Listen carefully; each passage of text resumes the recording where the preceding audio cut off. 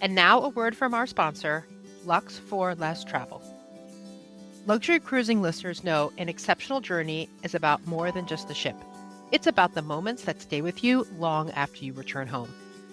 You've heard me say before, the right travel advisor can absolutely make or break that experience.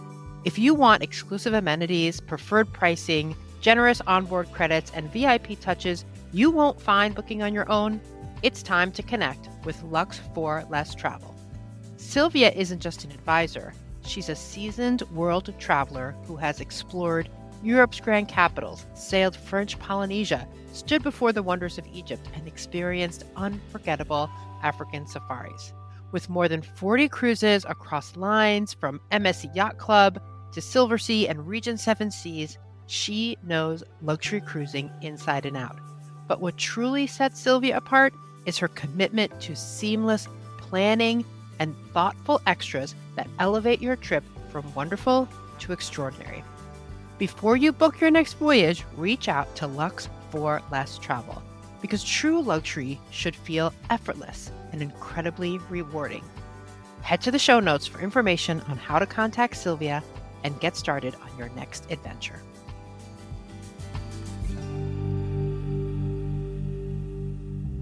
It's time to talk about luxury cruising, from suites so sweet to ships elite. Come explore the world in style with me on Luxury Cruising, the podcast.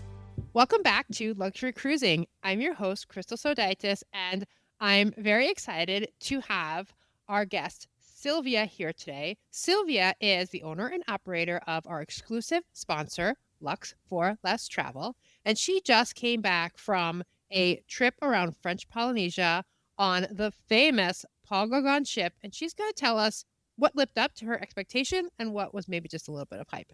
Sylvia, please tell the audience anything you want them to know about you. Hi, I'm Sylvia, and I own Luxe for Less, and I'm a luxury traveler. I've traveled all over the world, and cruising is my jam. This was 40-something. I've kind of lost track cruise, and so I've cruised many lines and was very excited to go back to French Polynesia. This was my third visit to French Polynesia, and this time I did it by cruise. I had done it by land, I had done it by catamaran, and then I wanted to experience it via cruise, and I got to do so with 32 other clients, and some of them were really good friends. So it was a great experience. Amazing. That's fantastic. So tell us what led to you deciding to do this cruise and to take so many people with you. Yeah, so one of my friends / clients had done it a few years back. She's a big scuba diver, and she wanted to go back. She wanted to have that experience again. French Polynesia is lovely. It's a once in a lifetime, but if you can go more than once, go more than once. So she wanted to go back on the Paul Gauguin. Her love of scuba diving is really what drove this. They do offer scuba diving right off the ship. However, I will say that those excursions are limited. They're not at every port. So I believe they were only at 2 of the ports. We were on an 11-night cruise. So they open the back of the ship and they take you off to the dive sites. And so her being a big diver, this was the big appeal for her. And she invited her friends who begat more friends, who begat more friends, and a small group grew. There were 33 of us in total. Wow. Cool. Just focusing on the group for a minute, and I imagine that the Paul Gauguin ship is pretty small. So rough estimate, what percentage of all of the passengers was this group? We were more than 10% of the ship. So typically it holds about 320 guests, and there were 230 on board. So we were more than 10% of the ship. Wow, fun.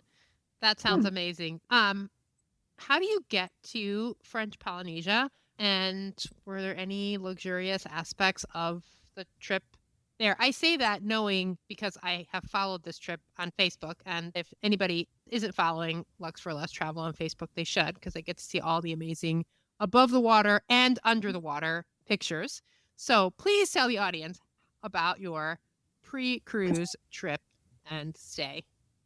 Yeah, so most of the guests were from the East Coast. There were some from the West Coast. So most of us flew to LA, and then from LA, we flew to Papeete, Tahiti. And then from there, you can either catch the ship, which we did a few days later. I went early. I wanted to relax a little bit since this was a larger group, and so wanted to have a little bit of a pre-vacation.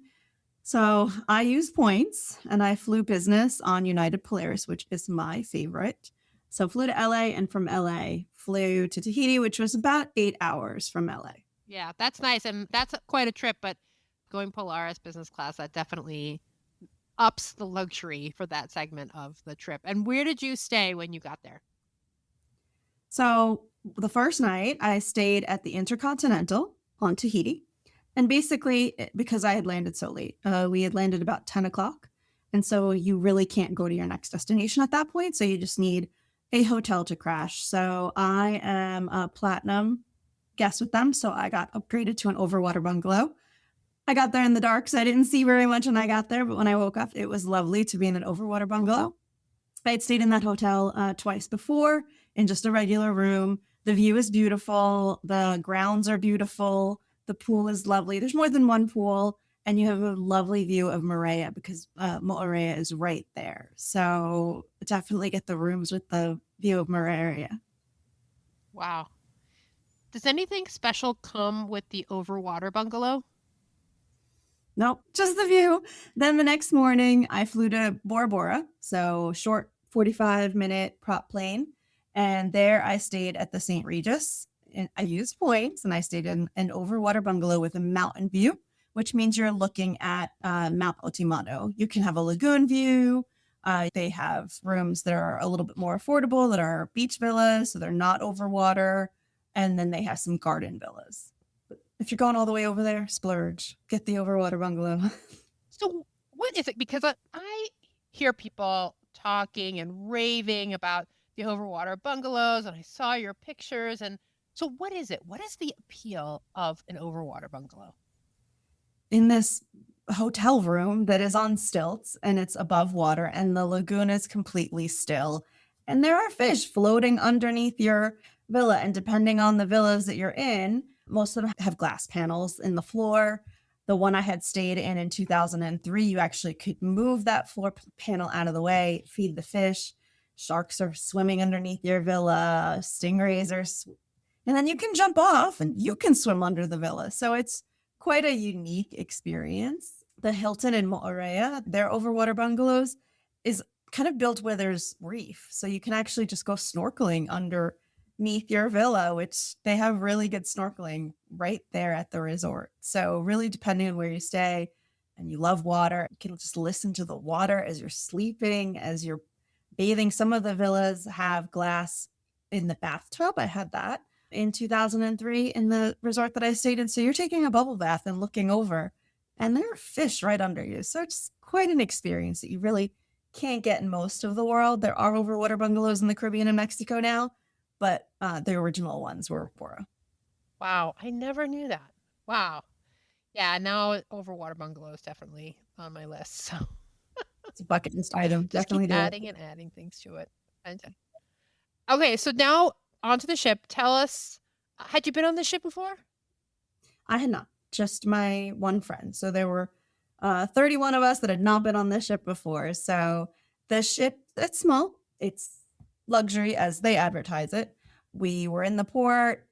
Onboarding was pretty easy. You just kind of walk on. It probably took an hour, the whole embarkation process, which wasn't too bad.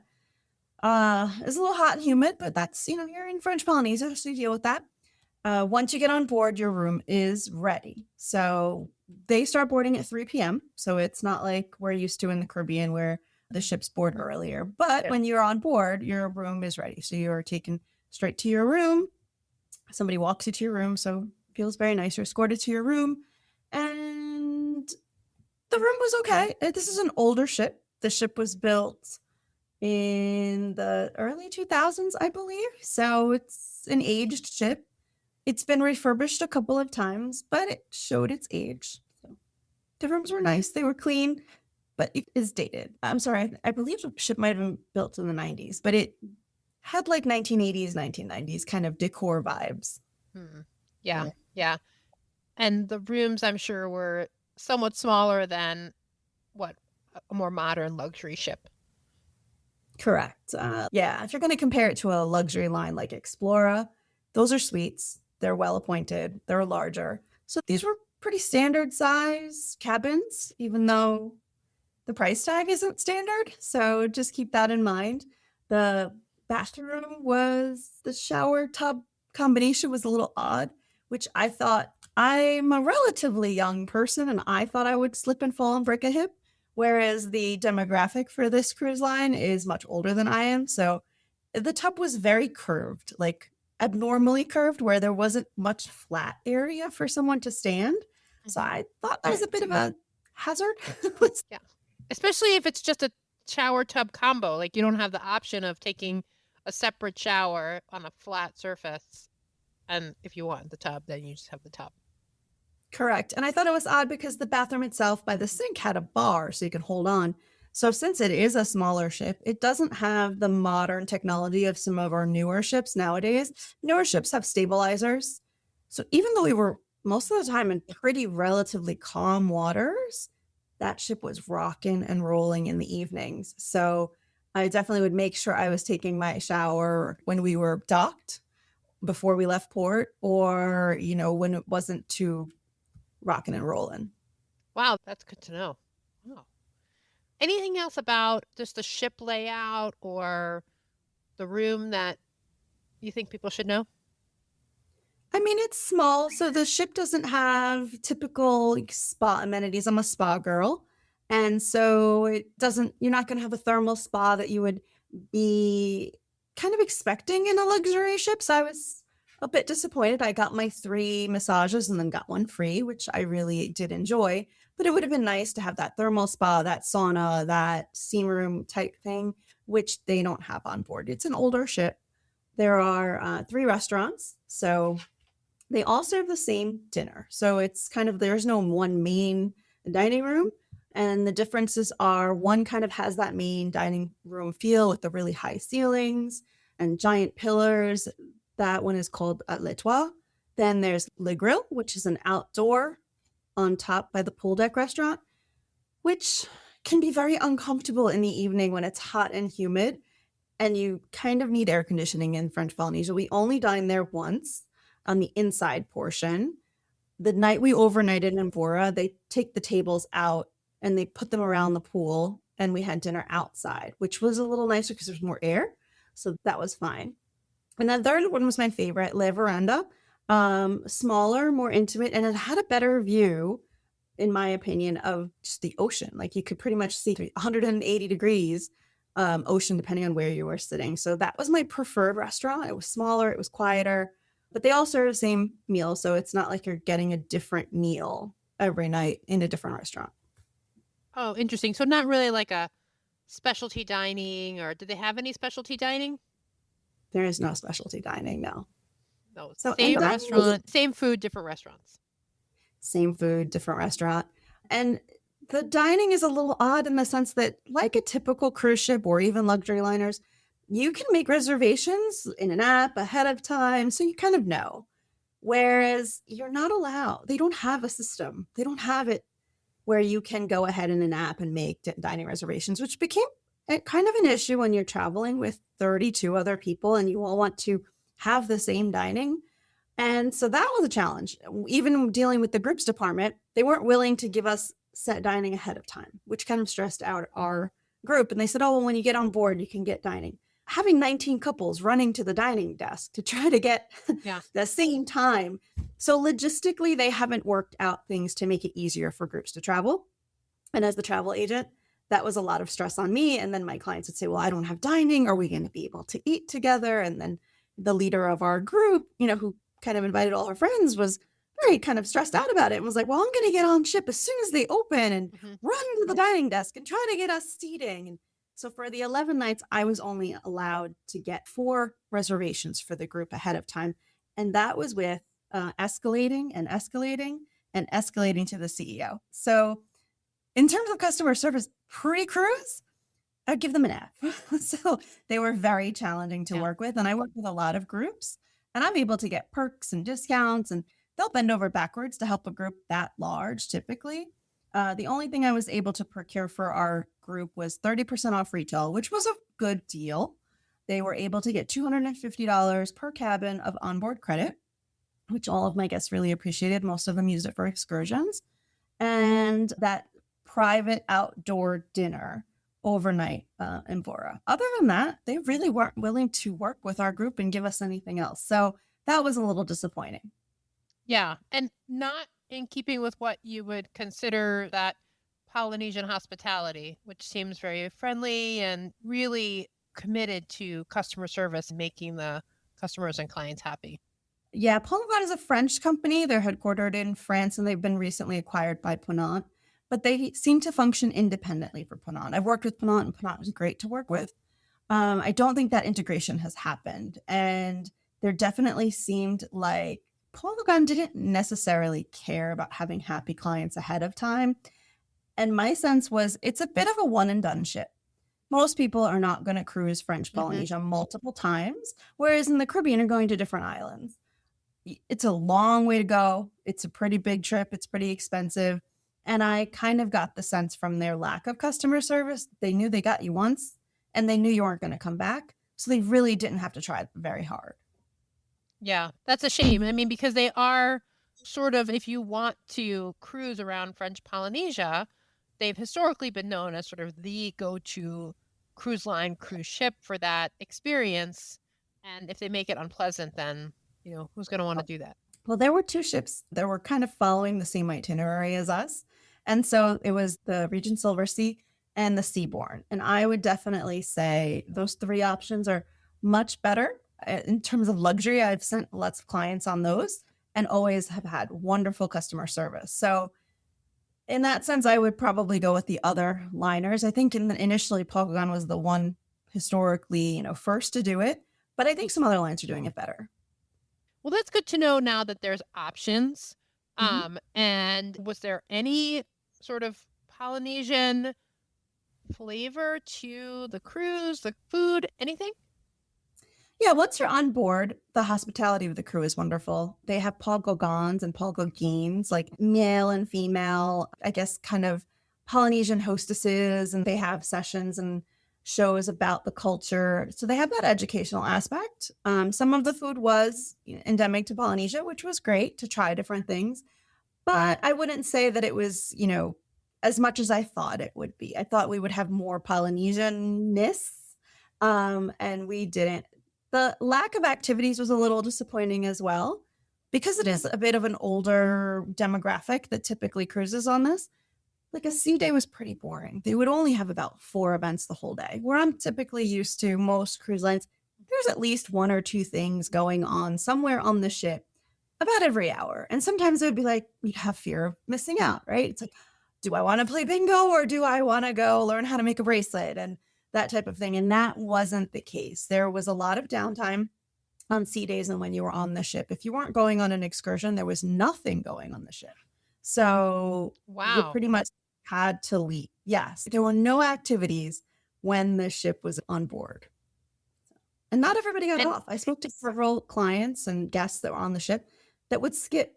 There was one gentleman who never got off. He just was cruising just to enjoy the view. Not much to do except to sit on the pool deck. And my biggest criticism of the ship is that lack of shade. Only one small part of one side has shade. And that doesn't, if you've got 230 guests and there were about 15 shaded seats that, left, you're either baking in the sun, hoping someone's going to get up and leave. I'm somebody on a sea day who pretty much finds a chair and sits there and reads all day. So that's pretty unfortunate for somebody who would want my spot.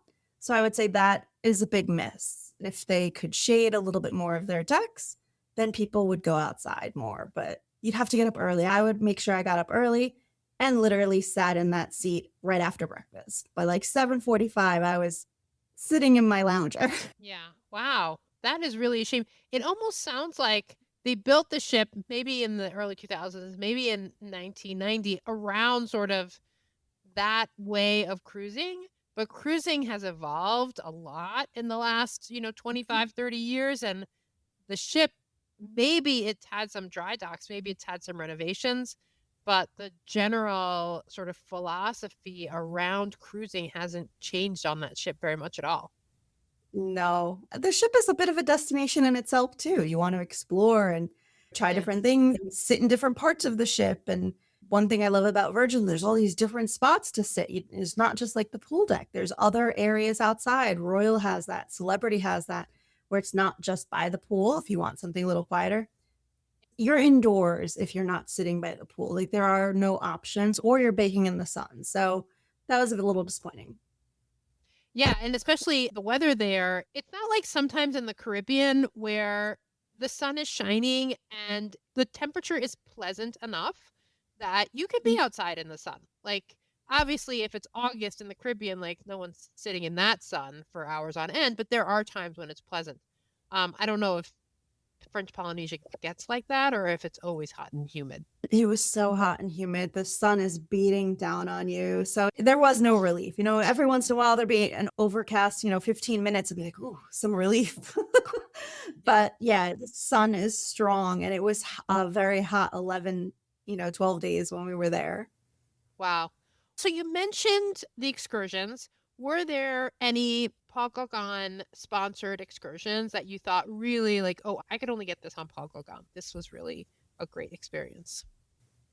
I would say no. I'm somebody who tries to get the best deal for an excursion, and all of the islands are really, really small, that pretty much whatever Paul Gauguin was offering, you could find it on a Viator, or if you did some more research on the different vendors on the island, you could book it directly. I personally booked one excursion in Aitaki, and it took us to Honeymoon Island and I think it's called One Foot Island. It had a small post office there. And that was an okay excursion. Didn't knock my socks off, but I'm pretty sure I probably could have found that on Viator. I did it because I wanted to be with some of my friends in the group. But other than that, most of us just kind of did our own Viator excursions because the islands are really small. And the best one I did was sea scooters with turtles. And so it's where these turtles live. So you're guaranteed to see these beautiful turtles. And then you had a sea scooter. And so you're zipping around in the water with this underwater scooter, which was so fun. I was basically a child and got to see these wonderful turtles. And then they take the pictures for you with their wonderful GoPro. So you're not fumbling with your phone or your GoPro. And so we had wonderful pictures. You probably saw those wonderful pictures of those turtles. Some of them didn't even look real. They looked like they were AI. Yeah. So that was my favorite excursion. That sounds amazing. That sounds like it's almost worth all the trip and the heat and all that just for underwater scootering. There is nothing like French Polynesia. I went once in 2003, never thought I'd go back. Then I went again in 2019 and thought, oh, I'm never going to go back again. It's such a large trip to do. And then when this opportunity came up, and if another opportunity comes up, I'll probably go back for a fourth time. It's just a magical place on Earth. So if you get a chance to go to French Polynesia. Yeah. For people who maybe aren't swimmers and scuba divers or snorkelers, are there things to do? Like we've talked about on the ship, but on the islands, are there other things to do? They are heavily water-based excursions for the most part. In Moorea, I did do an ATV tour, which was fabulous. It rained on us and we went up this crazy mountain and had beautiful views, and that was a very fun excursion. But for the most part, most of the excursions are jet skiing and snorkeling and, going out on a boat to look at dolphins. And so it's mostly water-based. I would say the islands don't have much to see. Those individuals in our group that would do kind of the island bus tour didn't come back that happy. It's mostly water-based, and some of the islands, it's hard to even find a nice beach. So that could be a challenge too. So Bora Bora is beautiful, but most people go to be in an overwater bungalow, and their resort has a private beach, and that's where they get their beaching. And Bora Bora really only has one public beach, Matira Beach, and it's small and not very shaded, and there's not lounge chairs and umbrellas. So it's a little different if you're used to cruising in the Caribbean, where you could just go to Paradise Beach Club or you rent 2 chairs and an umbrella. It's not like that in these islands. So if you're headed for the beach, you're going to bake in the sun because there's not going to be shade. So it's a little different. So you kind of have to be willing to bake in the sun or sit on a bus with 40 other people to look at the island, which doesn't have a lot. Which is a shame and surprising considering what you said about the demographic. And I can imagine, given the price point and the distance, it is going to be more skewed to older people. And I mean, and we know like the younger baby boomers and even Gen X is going to be in that retirement age very soon. We are more than, let's say, the generation before us, but even still, there's probably a lot of people that are not going to be zipping around on underwater scooters. Correct. My advice, and I know this is a luxury cruising podcast, is if you're going to go to French Polynesia, do it by land. Stay in a lovely luxury resort in an overwater bungalow. Enjoy it that way. If you want to go do an excursion for a day and see the island or rent a car. So in Bora Bora and in Mo'area, I rented cars and I zipped around the island. Because the tours, there's not much to see. So I just pretty much saw this island on my own in a rental car in probably what I would have spent on an excursion. And I stopped in different spots and I, grabbed food at a different spot. And so I would say, if you're going to do the cruise ships, get off, rent a car and zip around, because most of them, it's one road that goes around the island. So you could probably see the whole island on your own, and then you're not stuck on a bus with 40 other people that are hot and sweaty as well. I think that's a great tip. And, even if it isn't Paul Gauguin, if it is, I think you said Regent and Silversea were sort of following you around. And Seabourn, yeah. Rent the car. You don't need to be on a tour with 40 people for 3 hours. You could probably see each island in an hour and do it at your own pace. Stop in the grocery store, stop and get pearls if you're going to buy Tahitian pearls, and be at your own pace. I prefer to just do things at my own pace. I rent cars and I just kind of make my own adventure. Yeah, I think that's great advice, for people, especially if this is a bucket list trip for you. It's important to have the right expectations. And, if you think that you're going to go and it's going to be all rainbows and daisies and paradise and the ship room's kind of small and kind of dated, then that could really impact your trip. So I really appreciate you coming on and telling people the real deal. Yeah. So enjoy it. Definitely go to each of them. Absolutely. Absolutely. It's been a while since you were on the podcast last. Can you remind the listeners and me, how do you define luxury? It has to be better than my home. I think I might have said this last time. I live in a nice home. I have a pretty nice life. And so I'm not somebody who's going to go somewhere where it's rugged. So the food's got to be spectacular. The accommodations have to be more upscale than what I have, and so that's luxury to me. And then add on great service. And I would say the crew at Paul Gauguin were wonderful. By day 2, the crew around the pool, I sat in the same spot every day. And Thomas knew my name. Sylvia would do, and he knew my drink. And so he would bring me my Coke with lime every day. And I would never was thirsty. So that's part of luxury too, where, you feel at home, but it's just a little bit better than your home. And they feed you well. And they keep you well hydrated. Awesome. Anything else about this trip that maybe we haven't covered that you want people to know? Definitely fly business if you can swing it, because they are long flights. And the jet lag and the time difference, it can take a little bit out of you. And if you're going to do a cruise, which I highly recommend, just maybe not Paul Gauguin, maybe do a Seabourn or a Regent or a Silversea, stay somewhere before you get on the ship, because it's a long flight and you're tired and you don't want to miss out on that first day on the ship just kind of tired and sleeping. It's a long trip. So give yourself an extra day or two beforehand and enjoy an overwater bungalow before you get on the ship. Yeah, that sounds for sure amazing. So, and all my questions are out of order today. Did this trip on Paul Gauguin meet your expectations for luxury? Meet your definition of luxury?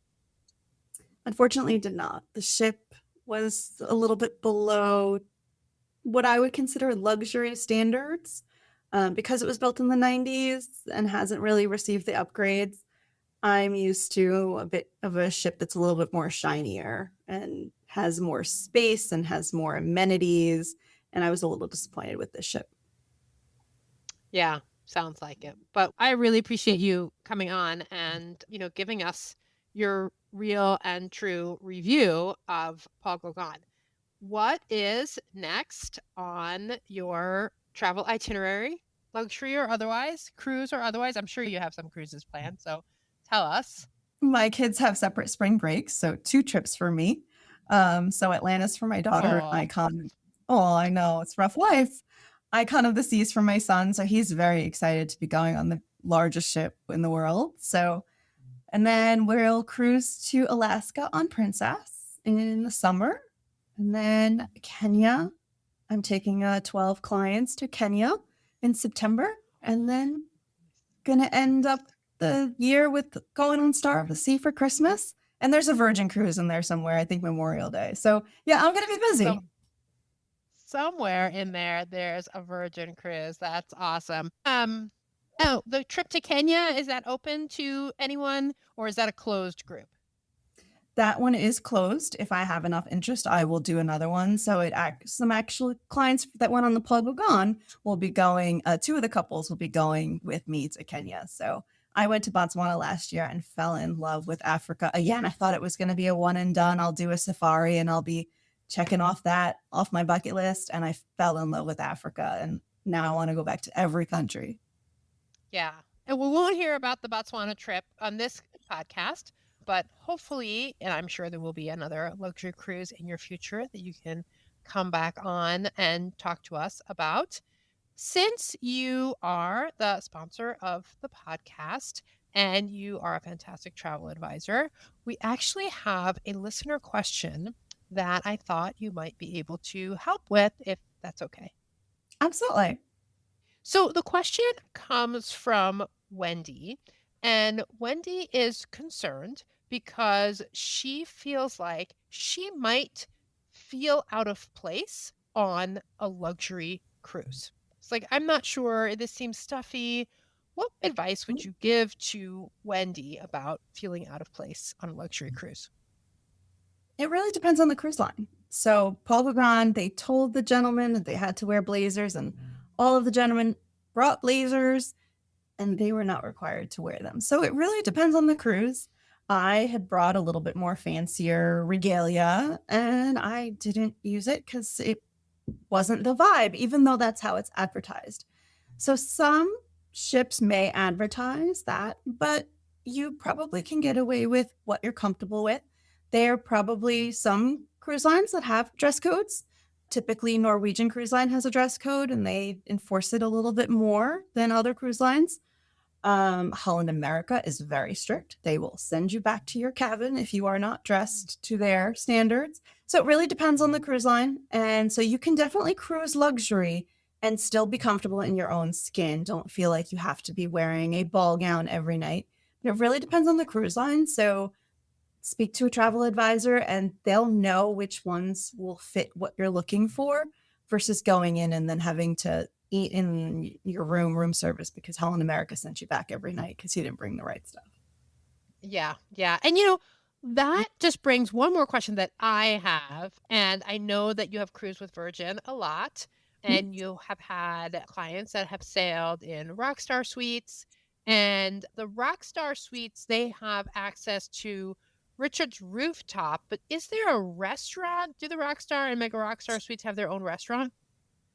No, it's a kind of a flaw, I think, of Virgin Voyages that they don't give their rock stars a specialty restaurant.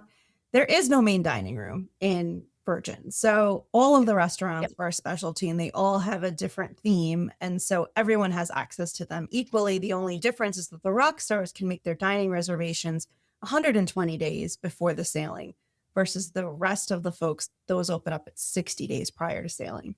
That's the only advantage in terms of dining that they have. But yeah, it would be great to have the rock stars got their own Richard restaurant.